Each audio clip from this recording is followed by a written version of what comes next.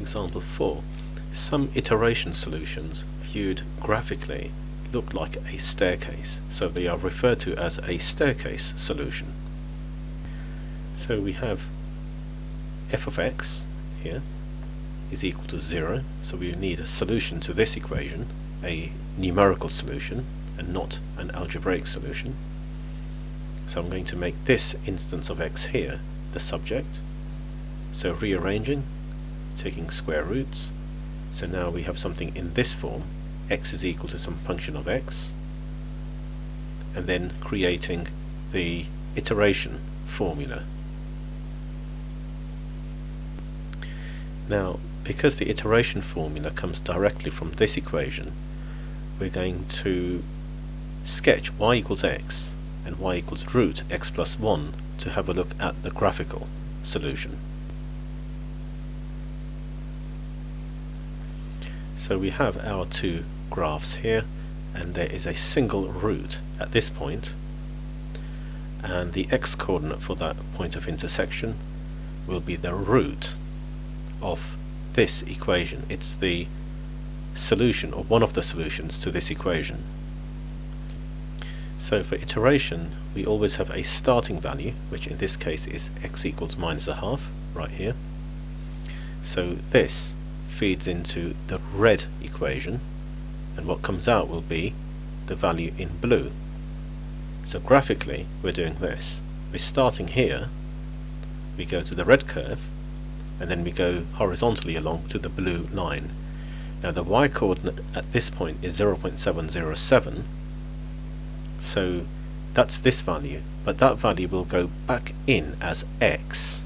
So I need to write this along here as x, like so, and that's x2.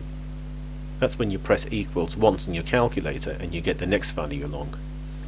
And now we do the same thing again. This value of x will feed into the red equation here, so we go from here straight to the red curve, and the y coordinate here now is 1.307 on the graph, so that's the value that comes out from all of this, and it's equal to the blue value on this side. So I've gone from the red curve to the blue line, and my next input value here is what just came out from here, 1.307 and so on, like this. So now this goes back into x here, so we go back to the red curve and then to the blue line, and it repeats over and over. So this time we've got 1.519 coming out.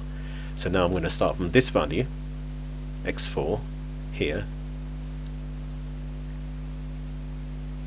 and then repeat again and again.